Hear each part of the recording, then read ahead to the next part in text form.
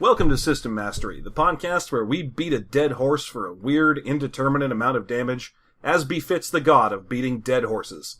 This week, we try to peel back the thick carapace of crazy to unveil the engine at the core of Nobilis, the game of playing as some kind of flower-obsessed half-gods. John already called dibs on being the Duke of Nuts.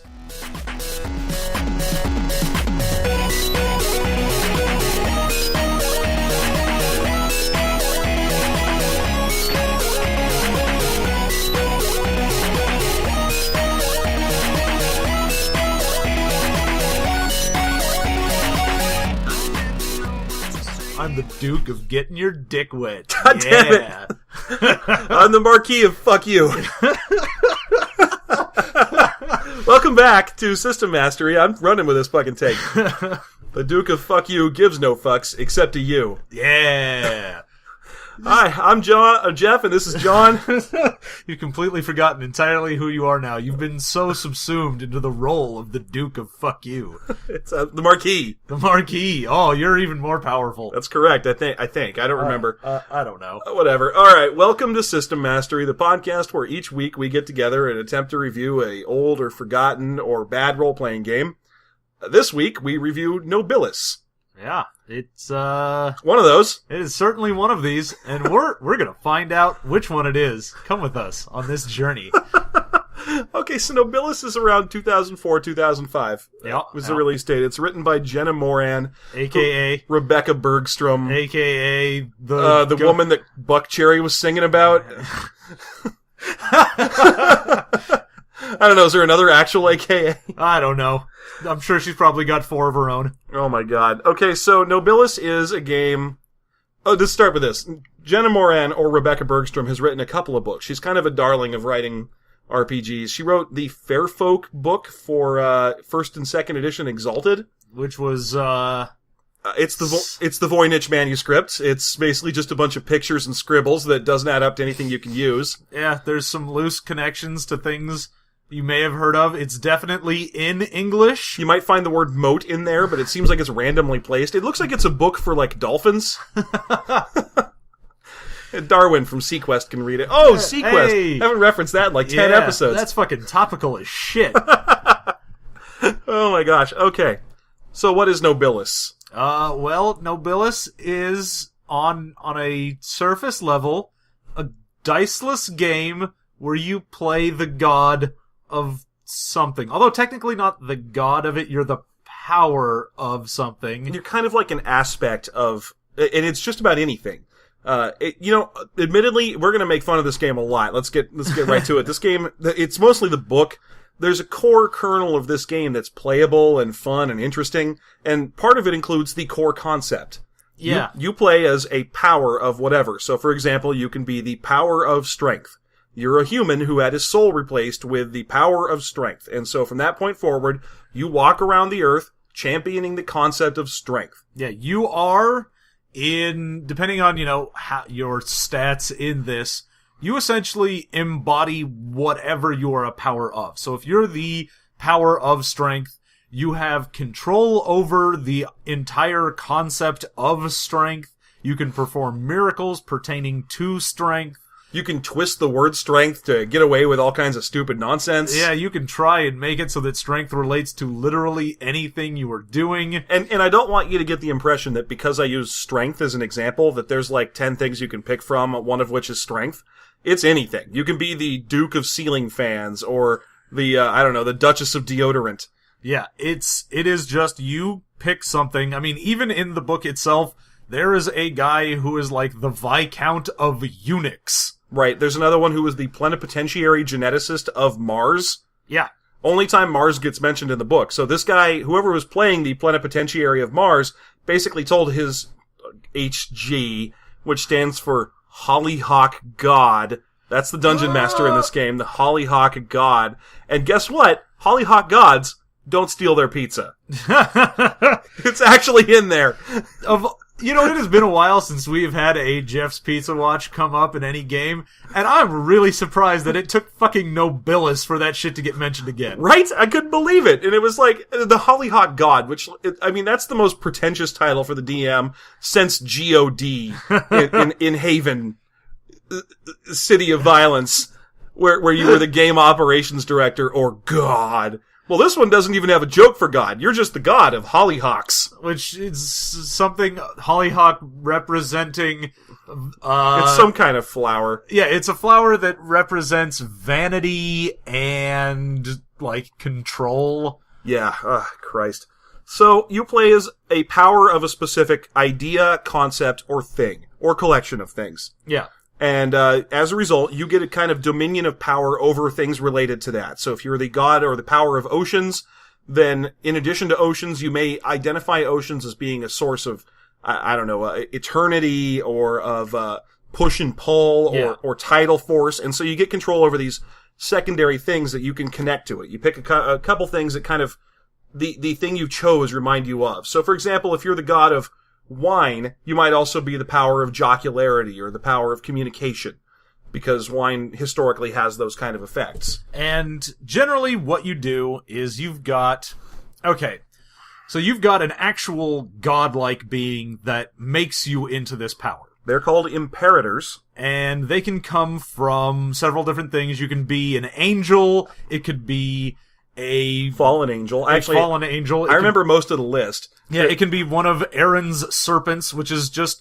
So, Yggdrasil is a thing. Yggdrasil's a thing, and Nidhogg is one of Aaron's serpents. Yeah, so Jormungandr as well is one of those. So Aaron's serpents are basically the giant dragony monsters that wandered the earth before we did.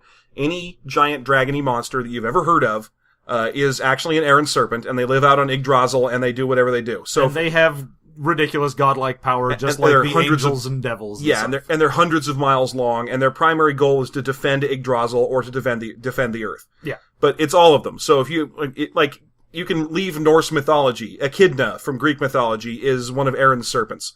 You can be an angel, an imperator. The person who gives you your power can be an angel, a fallen angel, a power of light, a power of darkness, a power of the wild, a celestial power, or Aaron's serpent. Yeah. And all of them have their own sort of goals. So, the angels want to protect beauty. The fallen angels want to protect corruption. The Aaron serpents, like we said, protect Yggdrasil or just sort of the earth. And they're also of the wild. They like to protect... Well, the wild wants to protect freedom at all costs. And the light and dark are basically just pure good and evil. So light wants to protect humanity, and dark wants to destroy humanity. And these are your player character kind of bosses. Like, if you're playing as the angels, these guys are your Charlie. Yeah. And we'll let's go ahead and say, since we already mentioned, not angels like I've got angel wings and a halo angels like Charlie's, like Charlie's Angels. Yeah. And not Charlie like Charlie from All Dogs Go to Heaven, Charlie, who also meets an angel in All Dogs Go to Heaven 2, All Dogs Go to Heaven's Day. Yeah, where it's more like Charlie's Angels. Yeah, she's like a poodle angel, because sexy dogs are always poodle ladies.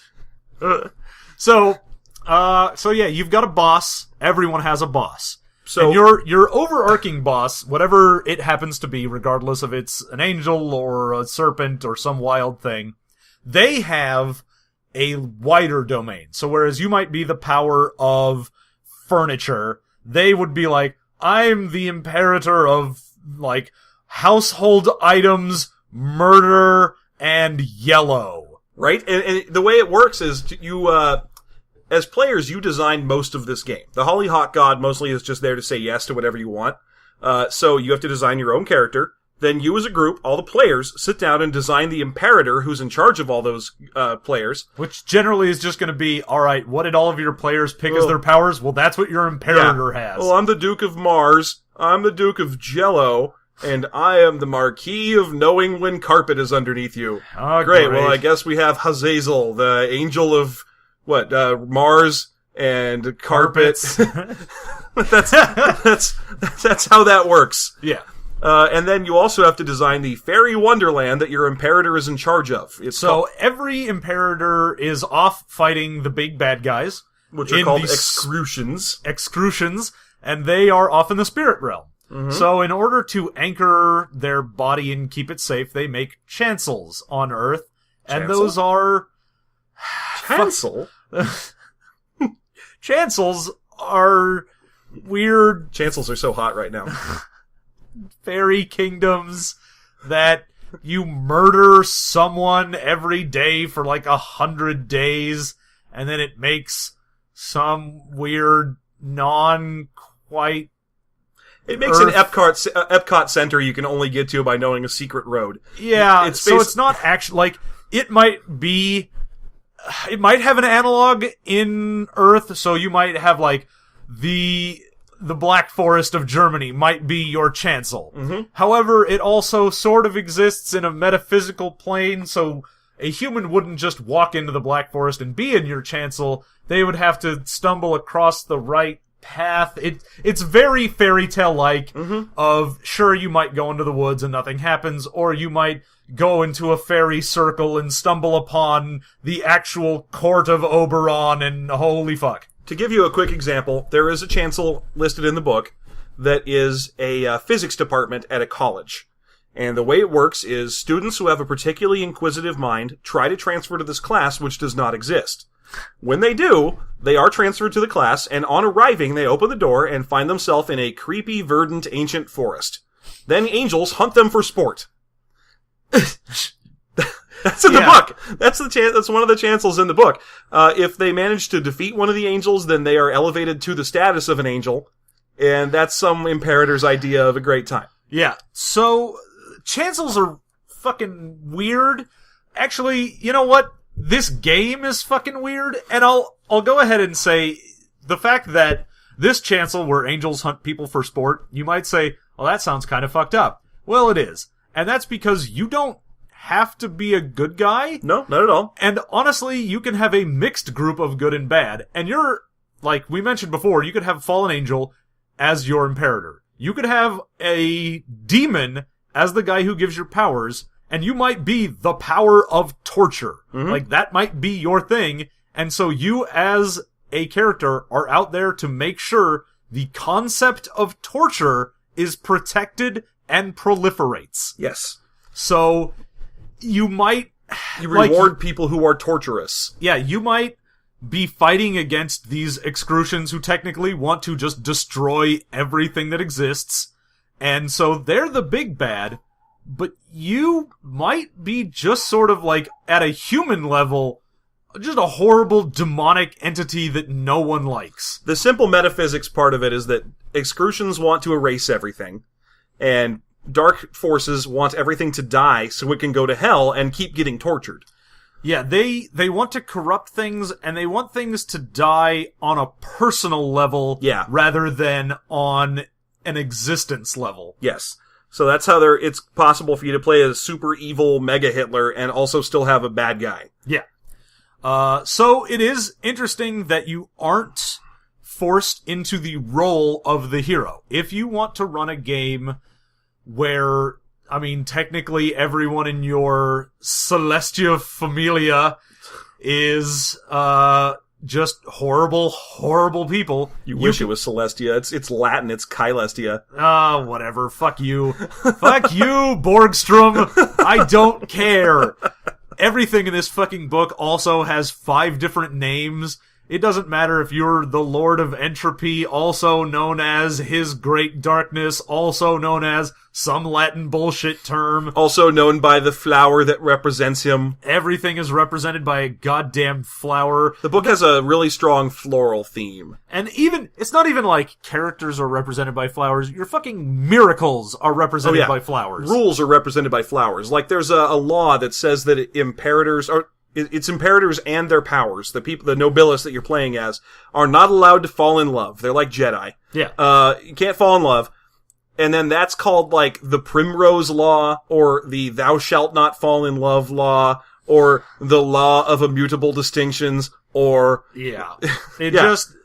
And then she uses those names interchangeably throughout the book. Yeah. It's really annoying. It's as annoying to me as the shit in Skyrealms of Joe Rune was, where I'm like, oh my god, quit using stupid bullshit names for everything and just get your head out of your ass for a second. There's a slight difference to me because Skyrealms of Joe Rune was using nonsense. They'd be like, A thief is called a Githarin. Why not? It's a fighter. Condridge. Condridge is a fighter. Githarin is a thief. Yeah. I remember. Yep. But those are just nonsense phrases. This book, on the other hand, kind of implies that it has some symbolism every single time. It's like, there's a law that you can't be mean to people. It's known as the Nutmeg Law, and I think we know why. No, we don't. We don't know why it's called that. It doesn't need to be called that. Yeah, it's one of those, if everyone's special, no one is things for me, where if you wanted to emphasize a certain character, or a certain rule, or a certain aspect of your game, giving it a couple different names means it's important enough that people have things they call it, it's personal to certain groups, okay. But when literally everything in your book has at least 3 different names, it doesn't matter anymore. Now it's just annoying and you don't give a fuck. There certainly isn't a list of anything anywhere in the book. There's no numbers at any given point. There certainly are bullet points of, you might be known as this, also that. Oh God, you might be a redneck. Yeah, when you're reading through the fluff, there's bullet points, and I was drawn to them like a drowning man to a life raft, because I was like, oh, those might be rules. Nope, they're just AKAs. Yeah. They're just also known as. And I mean, it's one of those things where it gets to the point where you're like, oh, you are part of the Nobilis, which means you're a noble, which also means that you are known as, like, the Celestia Deus. You are known as the Shenanigoat Fuckers. They who live in Valdebellum.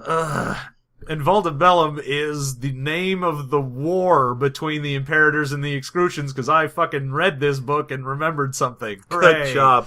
Okay, now you may notice that we're almost 20 minutes into this podcast and we have yet to discuss how to build a character or what stats are. That's because about 100 pages in and she had yet to discuss what stats were or how you do anything. So, before we get to the stats, let's go through a few more things about what it means to be a Nobilis. First of all, there's the real world that you can see, that you and I can not magic super gods can see, but that regular folk can see. It is the prosaic earth. That is known as the Prosaic Earth. And then there's the mythic Earth, where everything anyone's ever fictionally written about the Earth is real. That's the mythic Earth. Yeah, and both of them exist at the same time. Imperators can see them both at once. Nobilis can choose to see one or the other. Yeah, you can do... Basically, one of the easiest miracles you can do is to switch your vision back and forth between seeing the world as humans normally see it and seeing the world as it is in Fairy Tale Wonderland. Now, in the play examples in the book, this is primarily used so that players can come up with cutesy ways to, like, hack modern technology.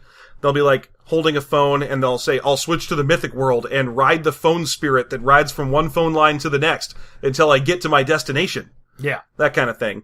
So, if mortals get a glimpse of the fact that there is a mythic world, or if they are mythic mortals, if they get a glimpse of the fact that there is a prosaic world, they suffer a dumb Latin term. The dementia animus. The dementia animus, and become babbling madmen. Well, they go running around saying, dragons are real and there are fairies, and so everyone goes, okay, well, you're fucking crazy. You're fucking crazy. Why don't you call Coast to Coast with Art Bell?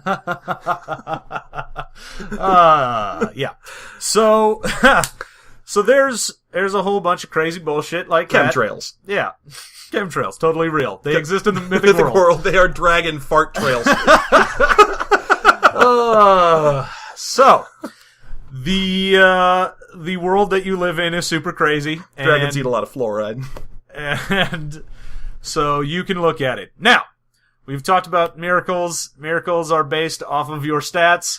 Let's do stats. Let's finally fucking go into stats. There are only 4. You might think, holy shit, 4 stats? That's really simple. Jeff, is this a really simple game with these 4 stats?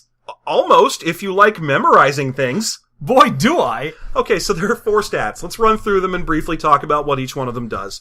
First of all the stats range from 0 to 5. If you're playing as a Nobilis, they range from 0 to 5, and they can eventually be raised above 5, but they have to start between 0 and 5. And 0 is essentially you're a human. It's a mortal. Mortals in this game are so unimportant that they have zeros for stats. Yeah. That's so that they have literally no spark of godlike essence or power. They can simply be smacked to death with a wave of your hand. So if you have a 0 in some stat, you're still pretty much mortal any there. god is going to look down on you for that. Yes. Okay, so the first stat is Aspect. Aspect represents every single stat from every single other role-playing game ever. It's all of your intelligence, charisma, dexterity, stamina, wisdom, all of those. It's every single physical or mental stat rolled into one. Yeah, it is how non-magically powerful you are. Mm-hmm. So anything that would be considered a part of you that isn't magic is aspect. Right. So in this game, you can't be strong and dumb. You are strong and smart if you are both. Yeah. You can be sort of oblivious if you want to, but they'll say, like, if you concentrate, you just have the ability to process information faster. So even if you don't know the, like, actual info of something, like, you might not be book smart, but you would be able to recall basically anything from your own life just by being, say, like a 1 or a 2 in your aspect. Now, I don't remember the name of the next one entirely off the top of my head. I think it's... Domain. Is it domain? Okay, I think it was either domain or estate. Yeah, so domain is whatever you are a power of is your domain. Mm-hmm. So if I am the power of strength, strength is my domain. So all the effects that you have that or all of your ability to affect your domain is all of your ability to affect strength. And it also reflects how strongly you come across as that aspect. Mm-hmm. So if you're like a 0 or a 1 or a 2 even, people will probably associate with you. Like if, again, let's go with strength, people would go, yeah, he looks like a strong person. Once you get up to 4 or 5, they have the example of the power of cars would literally just look like a car to a human. Oh god, that description is the worst. It was basically implying that Herbie the Love Bug was the power of cars. Right. And that her director never even knew. Well, yeah, okay, if you're the god of cars and you spend all your time on Earth as a car, then you can't blame directors for not noticing. Yeah, well, it's not even that you spend your time as a car, it's just that they think you're a car. When someone looks at you, you give off the aspect of car so much that they can't help but see you as a car. Are there any real people that you can't look at without thinking, a car? Yeah, totally. Like, nope, I can't do it. No one. Gary Busey, maybe, because he's got that grill? Dat grill. That grill. Okay, the next one is estate. Yeah. And estate is your power over the magic fairy castle you live in. Yeah, so this is your ability to affect your Chancel. Chancel? Chancel? Chancel. Fucking hell. Okay, so yeah, and whereas domain is how good you are at manipulating your specific thing, and whatever your domain is, you have some flexibility on, like, okay, I have strength, I'll strengthen this thing and make it better, or I whatever. will take the strength from that man. Yeah. When you're talking about estate, you just have whatever the fuck you want as it pertains to your chancel. Right. So even if you are the domain of fire, you can still make water appear out of nowhere. You can craft things from earth because it's your chancel. As long as you're in there. Now, chancels can get pretty big. They're described... The book routinely enforces that chancels are supposed to be where a significant amount of gameplay takes place. They aren't little castles. They're supposed to be like whole continents and countries. And sometimes little tiny places, and it's very confusing. Some of them are just on the internet. Yeah, and you will have an actual, like, population. Mm-hmm. You have subjects that are beneath you. You may actually have people you report to. It's possible to build your chancel such that you actually have to report to a king. Well, yeah, I mean, if you end up being someone that's like, I've got Realm 0 and I am just unimportant to this chancel, there is a very good possibility that someone there is a person you report to. Well, actually, when the players get together and build their chancel, they get a number of points equal to the amount of chancel points that all of them have. Yeah, your estate points end up coming together. Yes, they add up, and then you have a list of things you can buy for various points in the chancel building section for players. There are also negative point things you can take. One of them is kings. You can have a person in the chancel who is more important than all the players, and that they technically have to report to, even though they aren't a god. Yeah. So, just so you know, there's a whole bunch of negatives and penalties and merits and flaws, but this book's so weird about how it presents them that I have trouble making fun of them. Yeah. Anyway, that's 3 of the 4 stats. Yeah. The last stat is spirit. Oh, actually, realm. It's not realm. a state. It's realm. It's realm and not a state. You already called it realm, and I was like, oh yeah, it's realm. Yeah. But no, the last one is spirit, and I know that for sure. Yep, it is spirit. And spirit is kind of your godly essence. It's like how godly you are. The strength of your godly presence in the world. It's your godhead. It's how gaudy you are. Yeah. This is how godly you are. No, gaudy. Yeah. And not G-A-U, G-O-D-D. G-O-T-T-I. How gaudy you are. How gaudy you are. How Gautier you are. Not at all. I am the power of Gautier. Oh, that's terrible. All I have is influence over Gautier. Okay, and it's weird because you could be Domain 0, which means you suck at using miraculous power of whatever you the power of, and yet still give off this super incandescent light of godliness. Okay, so spirit controls a couple different things. One of them is it controls your basic defense value in the game. And we'll talk about how attacks and defense work, but your Auctoritas, or which is basically a personal bubble shield of godly power, is equivalent to whatever your spirit stat is. So for anyone to fire a miracle off such that it hits you, it has to have a higher level to it than your Auctoritas is. Yeah, and so just think of that as you have a sphere of... It's like a 5-foot bubble. Of this is my reality, and if anyone tries to affect your reality, you get to tell them to fuck off. Yep. So that's the first thing Spirit does. The next thing Spirit does is it controls the number of anchors that you as a player have. Now, anchors are mortals, and they are either mythic mortals or they are prosaic mortals. They can be animals or they can be humans. Yeah, they might be someone that you just found out in the world. They might be someone you actually created from nothing in your chancel. They could be someone you're related to. Someone from your life before you became a Nobilis, although you may be hundreds of years old. They could just be people. The only restriction is you have to either love or hate them. Now let's stop for a second. I thought that according to the Primrose Law, or the Thou Shalt Whatever Law, you're not allowed to love people. Yes, and thankfully, there is a section where Jenna decides to tell us all, yeah, but generally people kind of look the other way when it comes to anchors because, I mean, hey, you've got to have some anchors and whatever. Is that kind of like, I assume that the Jedi Council works the same way. Like, you're not allowed to love people, but come on, man. We all need to get our little Jedi rocks off. Every once, I mean, we're all adopted into this high Jedi Order at the age of 3. We weren't really given the choice, right? Am I wrong? I don't love the prostitute. But there are... These anchors are also the way in which PCs can be present for certain things even when your normal power isn't there. It's a little bigger than that, actually, although you're right. You're absolutely right. So it's one of the ways you can go, alright, my power is off doing whatever, but my anchor is with the other PCs, and I can basically just mind control this anchor. You can actually activate your miracles through them. Yeah, you just sort of... They're a proxy for you. Yes. Now, a character has a number of anchors equal to 0, or their spirit plus 1. Yeah, so you can always have at least one. You always have at least one anchor. Now, the thing about how you can play as your anchor, even if your god character can't be there right now, is actually a small part of an interesting part of this book's rules, which is that all the players are there all the time. There's never a sequence where you split the party and the party actually splits and 2 guys go and play Mario Kart.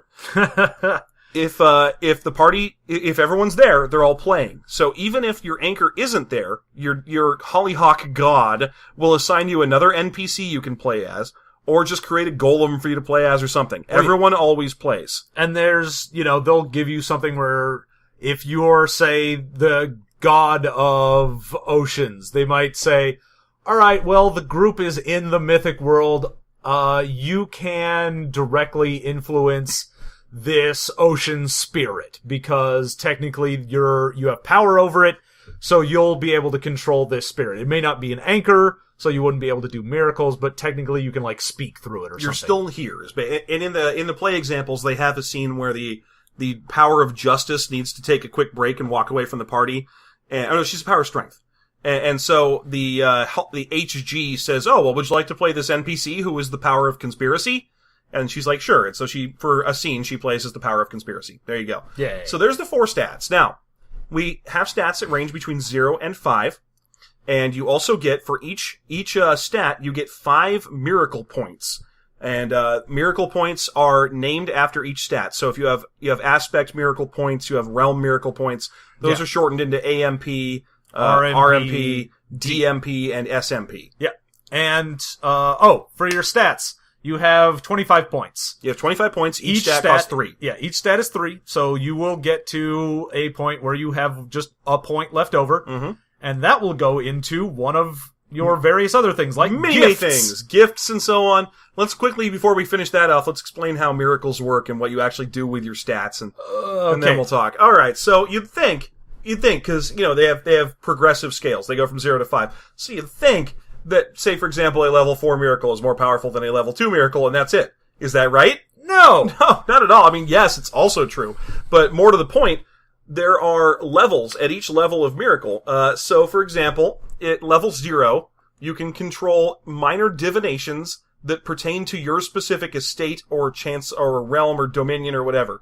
So, if you have a level 0 miracle is something that you go, okay, well, something's happening in my chancel. I know it. I can tell. Yeah, so at the base level, even if you are just terrible at whatever your given stat is, you can always find out if, if I'm the power of ice cream, I can always tell if someone is trying to attack the concept of ice cream. Or the realm of ice cream, or your special ice cream castle world. Then I know, because I'm so intrinsically tied to it, that regardless of how powerful I might be in any of these given stats, you can always find that out. Now, going up from there, level 1 is ghost miracles. Those are cantrips. They're literally just cantrips. They're little things that you can do that kind of make you more comfortable, but can't hurt anybody or really alter the world. So if you're the power of fire, you can create a ghost fire, and it might give off some heat, but it's not going to burn anything. Yeah, you can read by it. If you're the power of cars, then maybe you can make a car air conditioned if it wasn't air conditioned. Yeah, so you have very limited cantrippy abilities. Right. All right. Okay, level 2 is lesser divinations. Divinations are the ability to know things that pertain to your aspect, dominion, estate, what have you. So, for example, if you are the power of fire, then you can use a lesser divination to determine things about fire or things that are affecting fire at this time. Yeah, so you might be able to say, there's a forest fire, you could divine and basically just ask the fire, who started you? Right. Now, the next one is lesser this is level 3 we're up to now. Lesser preservations. Preservations are the ability to protect, extend, or control, and that's not control, it's just protect or extend your specific element that you control, or your whatever it is that you're in charge of. So making a fire burn without any fuel, making it so that there's a storm that lasts for days instead of just dissipating, things like that. Making a marathon runner not tire out. Yeah, so you have whatever your thing is, you can help make it more or last longer than it normally would. If you're the power of spaghetti, you can make it so that people can't overcook their spaghetti no matter how long they cook it or whether or not they salt the water. And very useful. Yeah. If you are the power of music, you can just make a song stick in someone's head. Mm-hmm. Okay, level 4 is lesser creations. Creations are actual creative magics. They can do things like make the power of the sun can make the sun rise up in the middle of the sky out of nowhere. Well, that would probably be a greater creation, but with a level 7 creation miracle, a character's estate as the sun could cause the sun to rise in the middle of the night. Oh my goodness. Why is that not a change? Who knows? Yeah. It's a creation. I don't know. Well, creation it's probably one of the most straightforward of them. It's, what are you the power of? Doing a creation miracle is making that thing. Grow a forest from a seed. Yeah. Although that would be a major creation miracle. A minor one would be something like grow a forest from a tree from a seed. Yeah.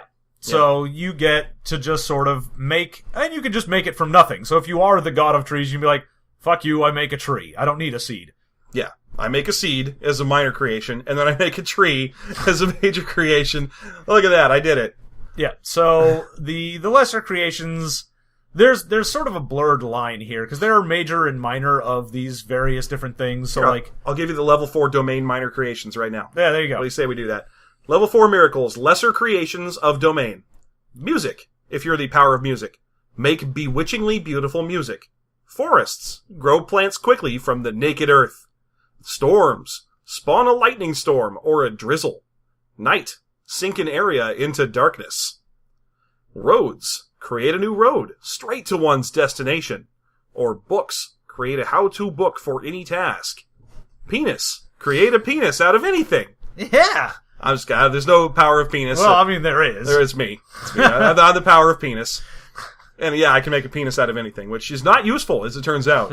Oddly enough. You'd be surprised. Okay, so there you go. The next level after creation is destructions. And these are the abilities to more or less tear down. It's sort of weird because the whole point of you as a power is you're supposed to be protecting whatever your thing is, and then one of the greater miracles you can do is destroying whatever you are the power of. Which, it works in certain situations. Like, for example, if you are the god of, the power of strength, and some guy is punching you, you can take his strength away. Yeah, you just do a destruction miracle and destroy his strength. Yes, so it works pretty much as a preservation attempt for yourself. It's something that you use as your own source of power to take things away from other people so that you get to be more glorious than them. Yeah. Yeah. Okay, after destructions, you also have major divinations stuck at level 5. Those are just better divinations than what we talked about earlier. Then there are... at this point, it's all majors. It's all just major it's just the major versions of the other stuff. Right. Yeah. And then you get to level 9, and level 9 things are basically do whatever the fuck you want in whatever given miracle you're doing. So, if you have a level 9 realm miracle, it's do whatever the fuck you want with your chancel, we don't even care. I think it's funny that if you look at these, it's got emotion, level 8, major destructions. Remove a person's capacity to feel an emotion. Like, you no longer experience jealousy forever. Yeah. Okay, great. Level 9, fill a crowd of Christmas shoppers with a murderous rage. You know what? That's easier. Yeah, I would think that would just be sort of a major creation, but, hey, what do I know? We're out of George Foreman grills.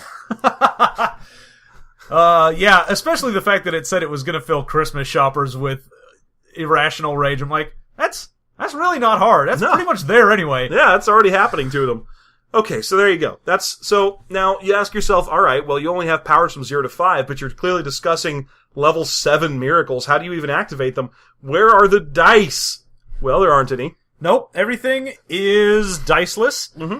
And, you can look at the system there are miracles for all of your different stats. Mm-hmm. And you can use any miracle up to a level of your, stat. So if you have level 4 domain, you can do up to level 4 miracles for free. That means you can make lesser creations, lesser preservations, lesser divinations, ghost miracles, and estate-driven divinations for free. Yeah, so you can just sort of do anything from that range below, cost you nothing. Then up from there, if it is 1 level higher, it costs you 1 miracle point. Right, and you have 5 miracle points to start in each one of your 4 stats, and they refill every scene. So you then, if it's 2 levels higher, it costs you 2. Mm-hmm. And so on. And if it's 4 levels or more, it costs you 4. 4 and a medium wound, a dangerous wound, because it becomes a word of command level power. If you are doing a level 9 thing, it is straight up just doing a miracle of this potency actually physically drains the character. Yes. Okay. So you have, miracle points you can use to power miracles that are stronger than your character would be able to do himself. Yeah. Like normally. He has a simple level of comfort, which is equivalent to whatever their stat is, and then above that they have to pay miracle points to activate the effects. Great. That's how the game works in a nutshell right there. So for example, your character falls out of a boat and he doesn't know how to swim. So instead, because he is the power of concrete, he creates a concrete island underneath him upon which to land. Your hollyhock god tells you, okay, that's a lesser miracle of creation. What is your, let's say, estate or a domain? You'll say, my domain is 3. And he'll say, oh, well, that means that you only have lesser preservations. You can't do a lesser creation, so it's going to cost you 1 DMP, or domain miracle point, to get to a level 4 miracle to create a concrete island to land on briefly. Yep, there you go. That's a basic rundown of play right there. So, at this point, you've got your 4 stats, 0 to 5. You've got 9 different types of miracles you can do in most of 4 different categories. Yeah, because you're not all that strong in any one thing yet. Okay, so there you go. That's a basic character. Are we done? Nope, not at all. No, so now we need to get into gifts. So gifts are basically you want to have something that's a godlike power, but it's not part of your bailiwick. So if you're the domain of ice cream, but you really want to be able to fly, and flying has nothing to do with ice cream, you take a gift. Gifts they have a variable point cost that's based on what level of miracle it would take in the domain it would come from to generate that, or to generate that miracle. So, for example, if you want to fly, you take a look over at, I think that'd be a domain of flight or of air or of any number of things that would be able to fly, and you'd say, all right, well, what is that? Well, that's probably a preservation or a creation, or a simple miracle. It might even be, I'm going to say it's probably a lesser creation to fly. You create a state in which you are flying. Okay, great. Well, that's a level 4 miracle. So theoretically, it should cost 4 points for you to have this gift that you can use for free. Except there's like a million different little minor add-ons and subtractions you can do, and one of the most obvious ones is only works on you. So anytime you get that, it's -3 to the cost. So if you can fly, it's a lesser creation, but only you can use it, so it only costs you 1 point. So that's a great way to spend your 1 point when you're done making your character in general. Yeah. There are a lot of things that end up costing 1 point just because the restrictions on it end up being... It only does one thing, and it only does it to you. Yeah, so the general modifiers you're looking at are, okay, first, what level of miracle would it be to do this? Right. Then you're looking at how many people can it affect. You're looking at what range can it affect people at. Mm-hmm. So if it's just on a personal level, or you can do this to someone globally, or whatever. There's also, can it cost a miracle point every time you use it? Well, it's one of them. You can take that and make it cost, it can be a -1 benefit to you if you make it so it costs you a miracle point to use it. There are some fiddly little bits like, making it cost points, stuff like that. And then there's the final one, which is this rare? Oh, so something like flight isn't rare. People, gods fly. It's one of those powers that people have. Now, that would imply that there's a list of what's rare and not rare. Nope, it is just up to your hollyhock god to go, no, that's rare. I know that we can technically shorten hollyhock god to HG, but I never want to. No, I just want to keep saying hollyhock god. So, you can make gifts, and gifts, again, can be fucking anything you want. And I mean, there is the example in there of immortality, and not immortality of like, oh, I don't age, I'll live forever. It's, I can't be hurt, I will never age, and I can just do whatever the fuck I want. I don't need to breathe, I don't need to eat, I don't need to sleep. I am a crazy immortal being, and this cost me 6 points. Yep. You can also just not age for one. Yeah, you can just be ageless. You don't get sick, that kind of thing. Some of the gifts are extremely infuriating to me because they cost a point and they don't do anything.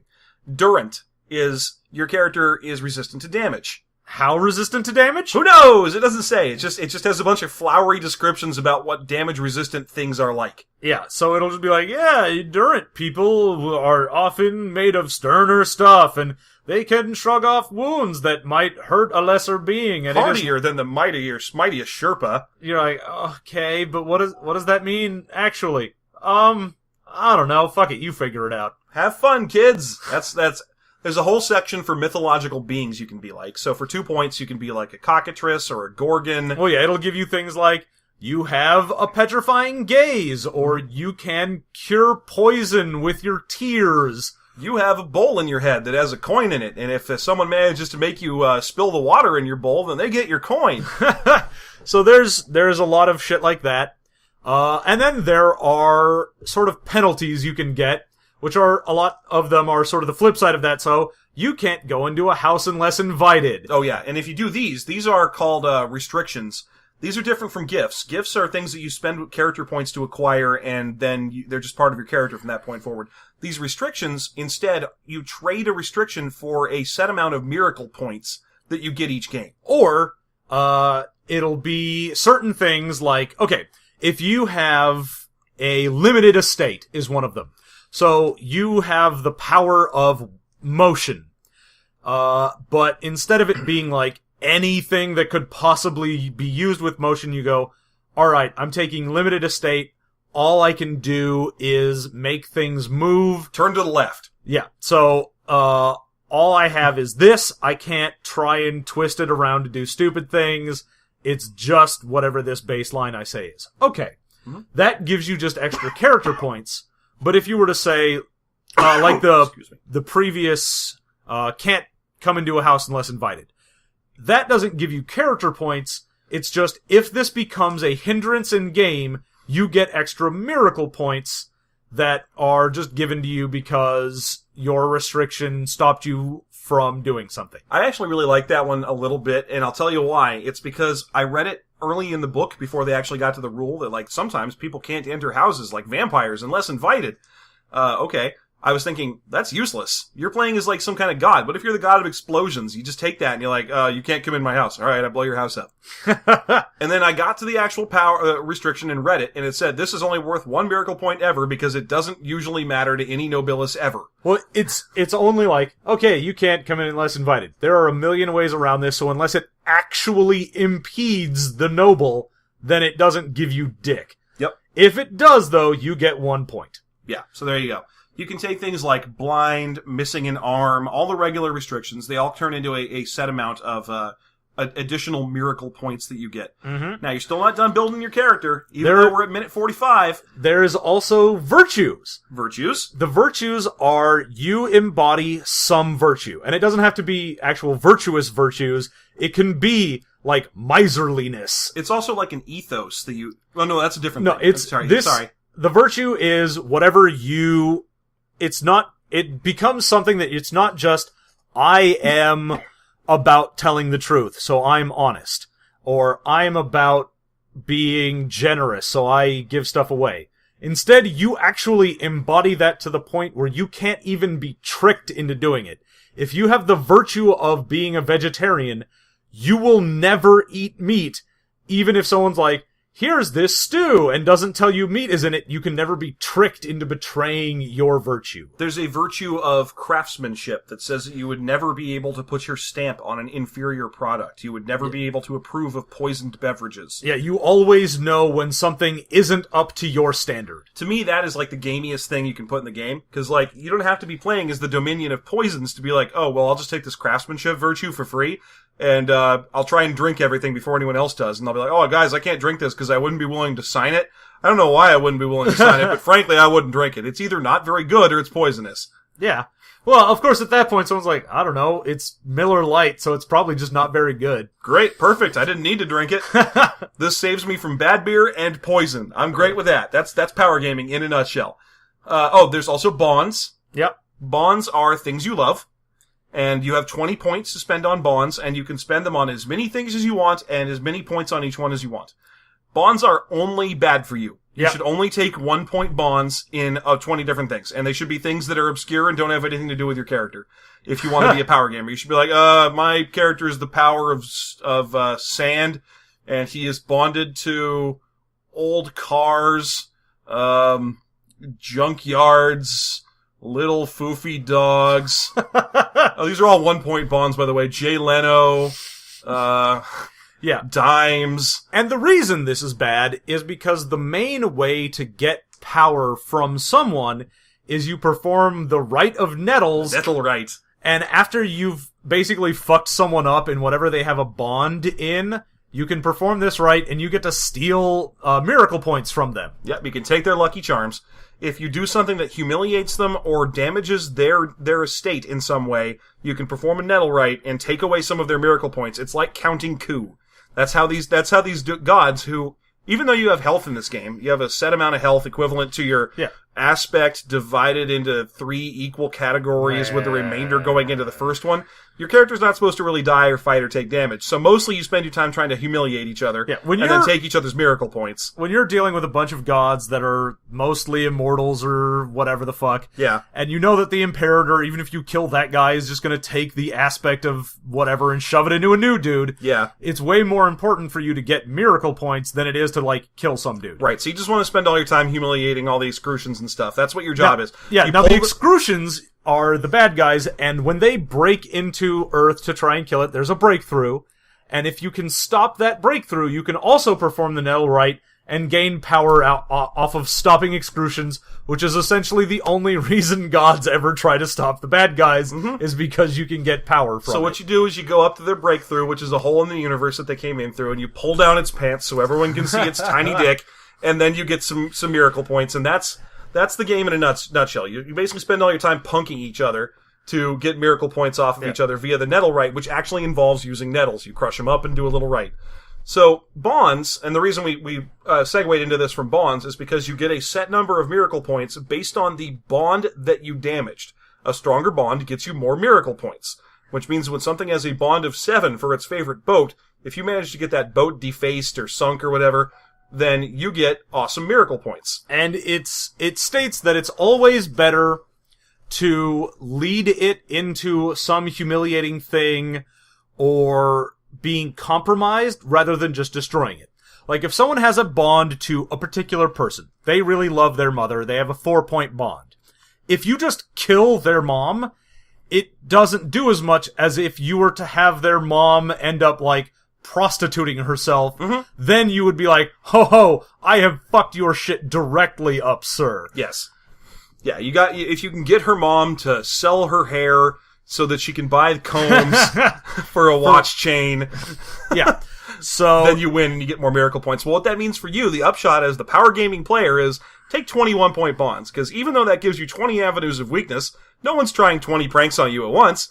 And all they're ever going to get out of you is a 1 bond worth of ranks. Oh, and also, there's a fun little rule in the bond section that says your character can voluntarily ditch his bonds when he doesn't like them anymore. So here's what you do, power gamers. Make a character with a 20-point bond and don't give a fuck. Then, at the start of character creation, go, I don't really give a fuck about don't give a fuck. There you go, I'm immune to being counted coup against, and this game is bad. Yeah, at that point, the only thing that anyone can do to you is fuck up your domain. Yeah. So at that point, essentially, if you went, you know what? I don't like it when gods fuck with me. I have a 0 in domain, and I have no bonds, which means anytime anyone's like, oh, I want to fuck with that guy, but it would be totally worthless for me to do that. Right. Great! Peace, I'm out. 0 in domain and no bonds, which basically makes you into a drifter? You're like a hobo, aren't you? You are the power of hobo. That's perfect. I want to play as that character so bad now. That's my character in the next Nobilis game. You can be the Duke of Nuts, and I'm going to be the Marquis of Hobo, and I'll just walk around going, spare some change, sir. God bless. Spare the concept of change, sir. Nobilis bless. Okay. Alright, so there's bonds. There's also equipment you can get, which, you know what? Whatever, fuck it. Who cares? And the game wants you to then create your own Imperator and your Chancellor. The god of hobos and nuts and, Spanking it. And then there's rules for creating fucking excrucions. Sure. There's a whole bestiary in the back. Yeah, and all of this is fucking who gives a shit. Alright, you know what? Fuck it. Hey, Jeff, what's your favorite thing about Nobilis? I'm switching it up. I'm being usurped. Damn it. Yeah, I'm the power of switching shit up. Oh god, I'm gonna be the Marquis of going with it. Alright. Okay, so, I like the, favorite thing, man. It's tough. There's actually a lot of stuff about this game I like. It's a sweet candy wrapped inside of a huge amount of bullshit that, okay, so what I like about this game, I enjoy the Diceless piece of this game. I'm gonna take this. Oh my god, pick a thing. Here we go. I like that they have a rule in there that says everyone's always present. I love that. That's a crazy idea. Everyone's always got to be there, even if they're playing an NPC, even if they're just watching as a ghost spirit. Everyone is always there. That's really cool. It's a good idea. What's yours? My favorite thing is how open-ended the powers that you have are. The fact that you aren't limited to being a good guy, and yet can still be fighting for the preservation of humanity while still being the power of murder is really interesting to me. And the fact that it doesn't force you into being that aspect as well. Like, even if I am the power of cars, I don't have to be obsessed with them. Are you the power of the cars? Yeah, I am the power of the cars. And I don't have to listen to the cars, ever. I could just be like, you know what? Fuck those. I don't even care about that band. That's a terrible life. Oh, wait, do you have to watch the movie Cars? Yeah, also yes. Oh, man. I am the power of the movie Cars. I'm a power of all media that uses the term cars and no other line. Alright, so your least favorite thing about Nobilis. Flowery prose? The book? Yeah, I'd say that the backstory is fairly interesting. I feel like if I were reading a novel about like a world where there are 7 types of angels and there's monsters and there's Jormungandr serpents and all this stuff, I'd be like, oh, this is kind of a neat world, like a Neil Gaiman book. I could get into this. But instead, I keep trying to figure out how to build the character, and every time I turn the page, I'm like, maybe this time it'll tell me how to build a character. Nope, it's telling me about how Anani, the god of not making decisions, always abstains when the Duke of Entropy makes a decision. I'm like, well, who cares? So I'm going to say this book is way too dense on prose, and it also requires players to make way too much stuff, and this isn't stealing more stuff, that they don't need to because it's just too prosy. Like, there's a whole 3-page section in this book on how to design the flower that represents your character. Yeah. You don't need that. Okay. All right, John, what's your least favorite thing about Nobilis? I mean, technically, still in the prose section. Sure. I'm going to go ahead and go with, I mentioned it before, but the fact that there are like 30 million names for everything, and it just ends up being padding at some point, and it basically boils down to a formula of something has a name that you might recognize as actual English, something has a name that is a play off of whatever it's trying to do, then it has a Latin name, then it has a Latin pluralization, and then it has a different Latin name. Oh, don't forget it also has a flower. And it has the male version of that name, and then a female version of that name, and then the pluralized version of both of those. Right. That's a little bit of hyperbole there, but let's be clear. This book has a lot of secondary names. There is a lot of pseudonyms in this book. Honestly, it isn't even really that much of a hyperbole. No. When it goes into like, okay, you are known as a noble, which is also known as this, and this, and this thing. Then, if you are a male, you are known as this or this, and then as a female, this or this, and it gives pluralizations for all 3. Ooh, quick question. Do you have to play as a human when you're playing as a Nobilis? You don't! If you want to be a rat that ended up getting the shard of whatever stuck into his ass, you can be that. What about an anime character pulled off the screen of a movie theater and brought to life? You certainly can be an anime girl if you want to be. You can be whatever the fuck you want to be. In fact, that's one of the examples in the book. So for like the 4th book in a row, there's an anime character coming to life in this book. Oh yeah. Don't even look at the clock. I don't care if we go over. Yeah, if you want to be an anime girl, if you want to be a dragon, if you want to be a rat, if you want to be whatever. Can I tell the story of the dragon? Sure, actually, okay. We already went over our least favorite thing, but collectively, our least favorite example in this game is fucking Jameson Black. Okay, Jameson Black is the NPC or the PC character designed by one of the example PCs in the book. This NPC or this PC is named Melaneth. Yeah, Melaneth or something. It is a name that no one has ever named someone ever. Because elves aren't real. Yeah. But nope, this is the name of the human person that is making up a character. You remember when you used to be in like junior high and you'd get the math books and for some reason they were super diversity obsessed and so it'd always be like Pablo Esposito and Dances with Beavers have entered a room at the same time. No, this Melaneth is the name of a PC, not a player. It's not a player, it's a player character name. Don't name your goddamn character, your player Melaneth. It just confuses everybody. Yeah, it's anyway, Melanie. Fuck you. Yeah, it's Megan. Fuck it. God. So, Melaneth wants to make a character. She is interested in the history of China and Tibet. So she chooses to make a Tibetan dragon that doesn't like Chinese occupation, but hates himself for not doing enough about Chinese occupation. He is alcoholic. He doesn't really have any connection to Tibet because he has a 0 in estate, or domain or whatever. And, realm. His 0 in realm. God, I hate those names. There's so many AKAs. Yeah, his realm... His chancel, he's not really big in. The chancel is a giant hollowed out mountain full of Buddhist monk stuff. Yeah. It has like a whole page description of the positives and negatives that are associated with creating this mighty chancel. He's an alcoholic, and because he is a Tibetan dragon who hates China and lives in Tibet and defends Tibetan Buddhist principles, his name is Jameson Black. I hate that shit so goddamn much. Jameson Black? Yeah, you know, the famous Tibetan dragon name of Jameson Black. Isn't that a Superman villain? Oh, God, yeah. No, the fact that I think she just... Like, I think she had a hat of names and was just pulling that shit out at random. Well, I think she just went with one of those names that, like, a Vampire the Masquerade LARP would approve of. Like, I'm Jameson Black, I'm from Chicago. Just, that's where, and but no one pointed out, no, you're playing a Tibetan dragon. Like, she's not playing a human, she's playing a dragon who can turn into a human. Yeah. Named herself Jameson Black, presumably because her character drinks a lot of Jameson and has never seen a black person. Yeah. So there you go. That's the worst character. Oh, by the way, you flipped the script, so you better finish this shit right. Oh, yeah. All right. So, Jeff, would you, given the opportunity, play Nobilis? Yes. Would you though? Yes, I really would. I would legitimately play this game. However, I would start by stripping out every single reference to flowers, all of the backstory.